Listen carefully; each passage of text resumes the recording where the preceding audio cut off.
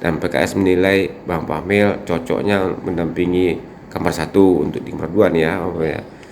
Kan harus mengundurkan diri dari DPRD sekarang ini. Iya. Nah kemudian melampirkan pernyataan untuk DPRD yang sudah dimenangkan pra pileg kemarin. Iya. Udah siap tuh itu? Iya kan sudah ada penggantinya. Kecuali saya mundur nggak ada yang gantikan, ini baru masalah gitu. Ya kan jabatan ini bukan mudah didapat itu. Oh, nah. Karena begini, kalau partai itu sudah memerintahkan, ya itu tidak sebuah hal yang berat bagi saya.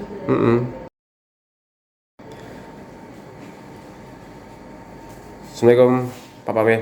Assalamualaikum warahmatullahi wabarakatuh. Saya nggak tahu manggil Bapak atau manggil Buya ini. Abang aja lah. Kalau Bapak seolah sudah jadi wabub nih sepertinya. Pak Pamil, ini Kampar tengah memproses sebuah agenda yang agenda ini akhir ini mulai panas, kalau tidak mau disebut hangat. Nah, salah satu tokoh yang layak dijual ke publik di posisi Kampar 1 atau 2 itu adalah Bang Pamil. Gimana Bang memandang Pilkada Kampar 2024 ini, Bang? Silakan. Iya. Kalau Pak Saiful bilang layak, itu kan kontradiktif. Ada yang bilang layak, ada yang tidak. Ya. Tapi saya bekerja. Apapun dia manakan saya kerjakan sebaik-baiknya. Namun kalau bercerita untuk Kampar Pilkada, yang pertama tentu kita dengan pengalaman 2 periode ini di DPRD, banyak hal yang memang harus kita lakukan untuk mensejahterakan rakyat kita gitu. Itu. Ya artinya ini kan PKS juga merilis nama-nama kader untuk dilamar dan Bang Pamil kan masuk situ. Andai kan nanti ternyata PKS ngambil sikap kadernya harus maju sebagai Kampar 2 dan ternyata itu Bang Pamil yang direkomendasikan, siapa itu? Mau Kampar 1, mau Kampar 2, kalau itu sudah perintah, karena kita adalah kader sifatnya prajurit, ya perintah kita lakukan, kita laksanakan. Seperti itu aja. Segitu aja jawabannya. Segitu aja. Bukan hari ini diberhentikan, saya terima. Hari ini dimajukan, diterima. Iya, untuk maju sebagai kepala daerah itu Kamar 1 atau Kamar 2 lah, katakan demikian. Ini kan ada syarat yang berat menurut sebagian orang untuk dilakukan. Pertama, melampirkan surat pengunduran diri pada anggota DPRD sekarang. Kemudian melampirkan surat pernyataan siap mengunduran diri sebagai anggota DPRD yang periode berikutnya terpilih. Jika kalah pun atau menang pun di pilkada. Siap untuk itu? Kalau bagi saya secara pribadi, syarat-syarat yang Pak Saiful Sanggap menyampaikan tadi itu bukan syarat berat. Oh bukan? Bukan syarat bagi seorang Pamil bukan berat? Bukan. Yang berat bagi saya adalah menanggung amanat, tanggung jawab terhadap masyarakat, visi dan misioner kita untuk memajukan Kampar, itu yang paling berat bagi saya. Tapi kalau soal sekedar dimundurkan, dimajukan, memberhentikan, itu soal mudah, maka saya bisa menerima apa saja. Artinya? Iya, toh saya pun pemilu ini tidak juga menghabiskan duit juga. Kita berjalan dengan real saja, dengan pekerjaan gitu. Artinya nanti PKS sampan PKS dapat oleh Kampar 1 misalnya nih seorang figur, dan PKS menilai Bang Pamil cocoknya mendampingi Kampar 1 untuk di Kampar 2 nih ya, ya. Kan harus mengundurkan diri dari DPRD sekarang ini. Nah kemudian melampirkan pernyataan untuk DPRD yang sudah dimenangkan pra pileg kemarin. Udah siap tuh itu? Iya kan sudah ada penggantinya. Kecuali saya mundur nggak ada yang gantikan, ini baru masalah gitu. Ya kan jabatan ini bukan mudah didapat itu. Oh, nah.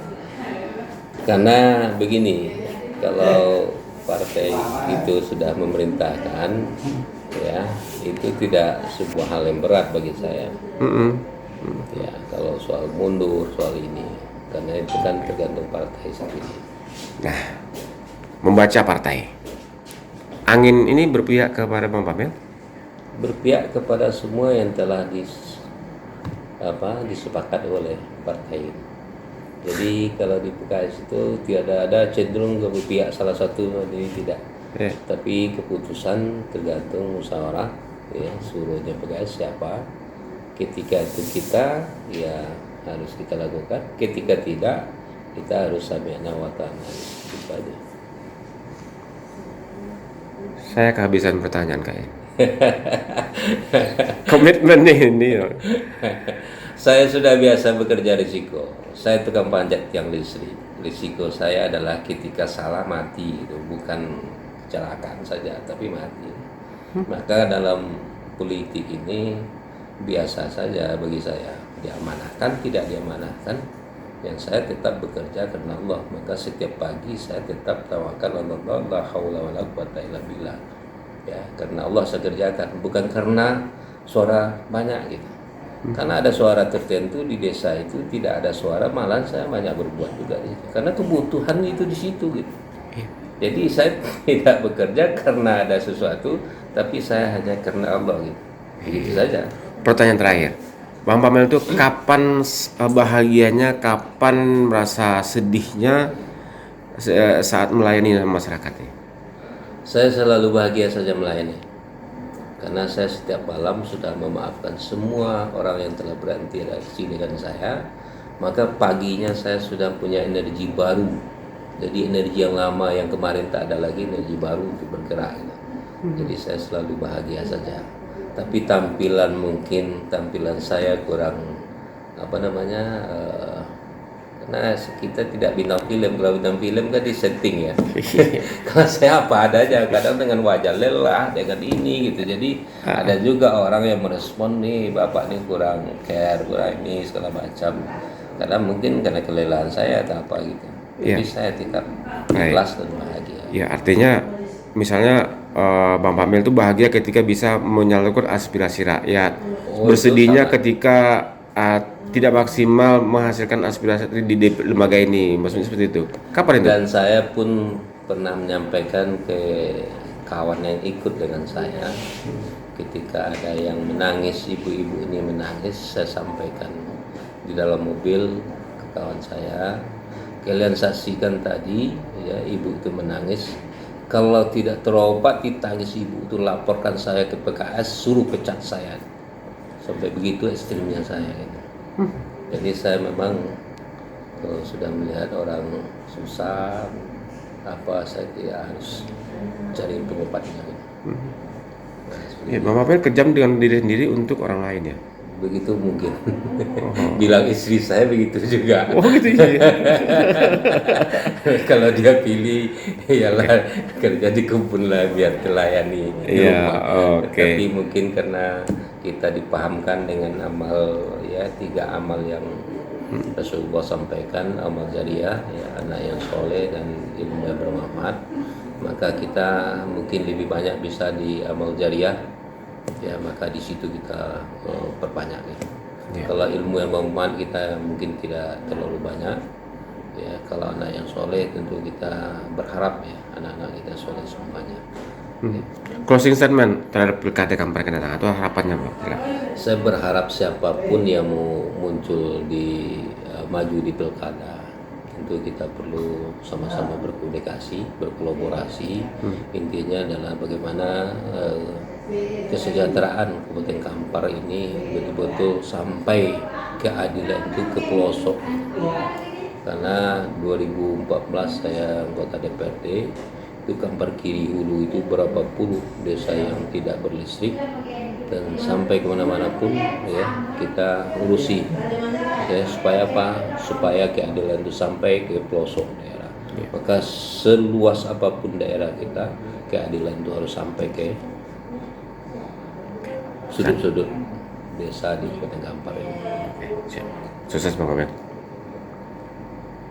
Kampar 1 atau Kampar 2, yang penting siap ya. mau yang nomor terakhir pun siap juga. Oke, iya, siap. Masih, Assalamualaikum, Bang. Assalamualaikum.